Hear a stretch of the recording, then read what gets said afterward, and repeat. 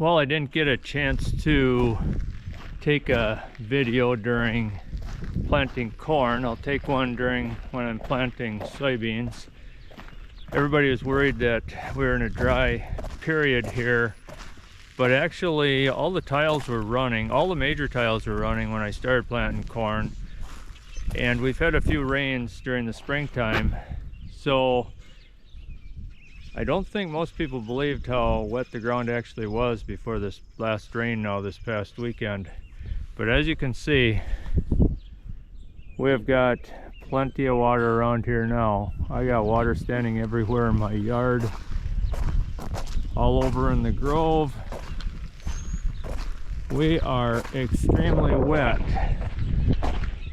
Now, I didn't want to take the time to take a film when I was planting corn because I was in such a rush to get it in when I heard this rain was coming.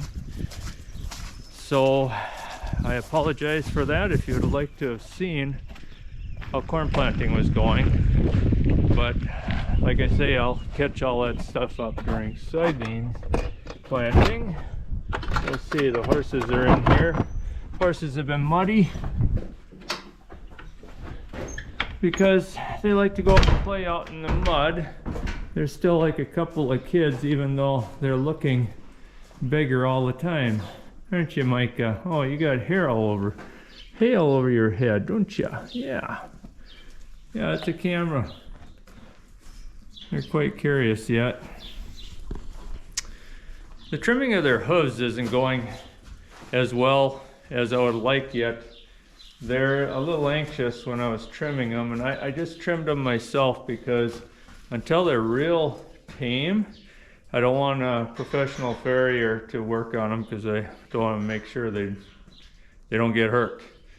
And so that wouldn't be good, and plus they don't like to work on them if they aren't real calm yet. So I've been doing the trimming of the hooves until that period of time, and that's going pretty well. This guy over here, Monty, he wasn't quite as cooperative. Micah did better, but keep working with them. They'll come around. They'll get there someday so that they'll be real easy to pick up their feet. I'm pretty confident of that. But as you can see, I'll take a look out here, and you can see how muddy their yard is. So they've been spending a lot of time inside. Because even though they like to go out and play with their ball out there, keeps them occupied. You can see it just got wet in here and everything. It's just yuck. And as you can see out in the field out there, got some water standing. So we are, yes, plenty wet here. We'll have to go around and make sure all the tile intakes are working, especially where I've already planted. I don't want that to drown out right after I just got it planted here. So we'll take a look at that. Well, I just dumped out the rain gauge. This round of rain, this last one we had over the weekend, was 3 inches, 1.5 tenths. So I would say about 2.5 inches more than we probably needed right now. Here's some more water. It's by my fuel barrels. Goes all the way back. As you can see, there's water standing in the field there.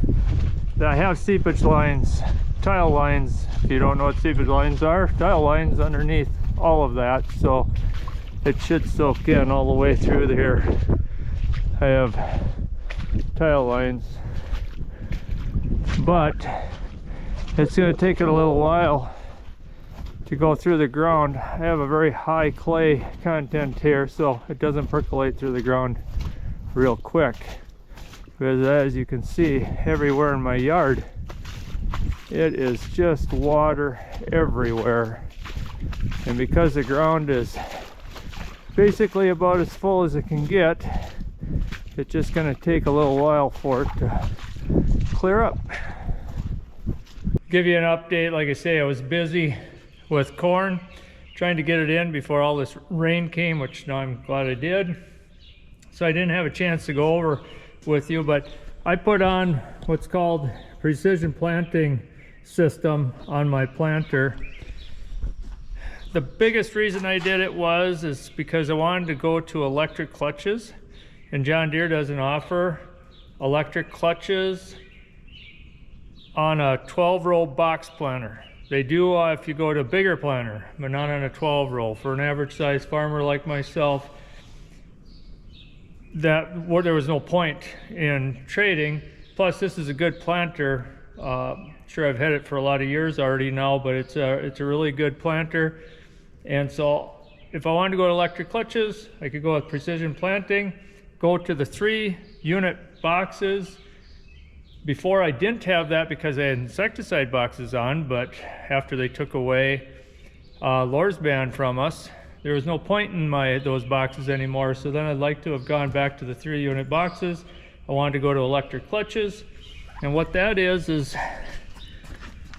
they drive, this whole meter here drives off of just electric power. So here's your little motor that drives. Here's actually your gear, your little motor is on this side.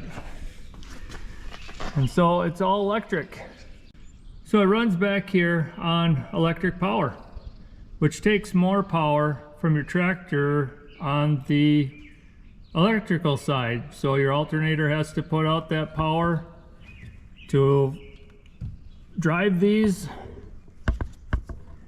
and you just plug it in. Your motor, little gear system runs your meters, and they go around. Now, if you're a farmer, you already know this stuff, but say, well, I wouldn't mind checking into that.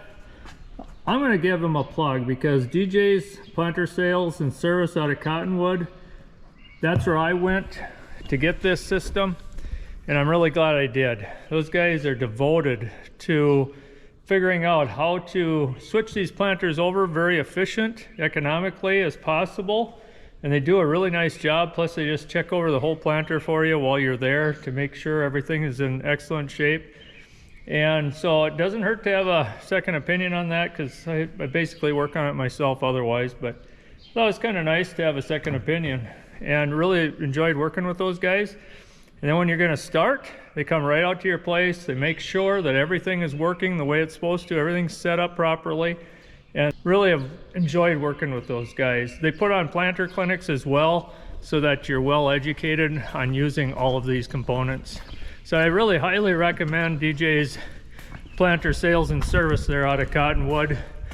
Nobody pays me to say anything good or bad about their products, so this is all free advice for anybody that's interested. As I say, it does take a bit of a power back there to run those electric drives. This tractor can handle it.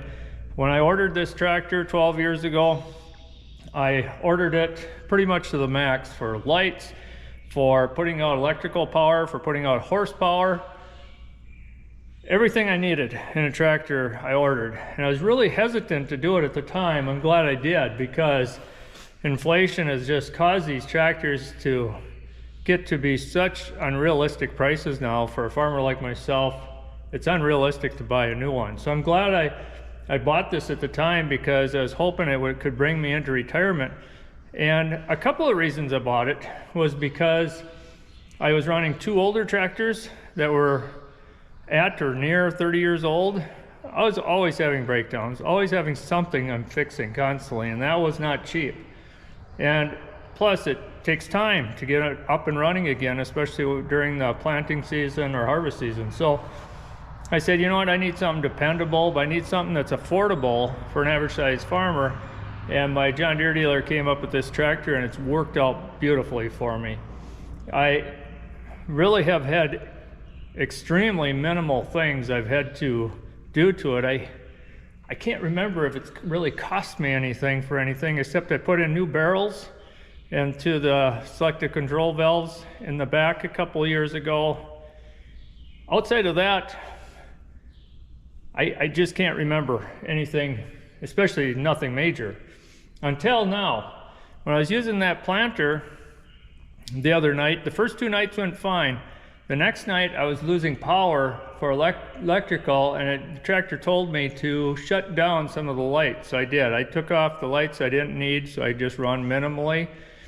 And I was running under 13 volts of charging power, and I knew which wasn't good. So I thought, well, I better check out the alternator. I talked to the John Deere dealer. He said, yeah, bring the alternator in, we'll test it. So I did. Well, lo and behold, sure enough, after 12 years and 2,400 hours, I needed to get a rebuilt alternator. And so this is really my first major repair outside of those valves I put in the hydraulics back there. And so I've been doing pretty well, but I can see from now on, I'm gonna probably be running into a few repairs, but as I say, I have no regrets for buying this tractor, because for the last 12 years, basically could use it by putting fuel, changing oils, filters on it and so forth. And that's pretty good for 2,400 hours. So I feel I'm way ahead by making that decision, which I was really hesitating to do way back then. I really didn't want to spend more money than I have to, of course, on the equipment, but yet have dependable equipment to keep it going. So I got to put this thing back in. And as you know, these tractors are like your modern cars. Everything's really tight in there.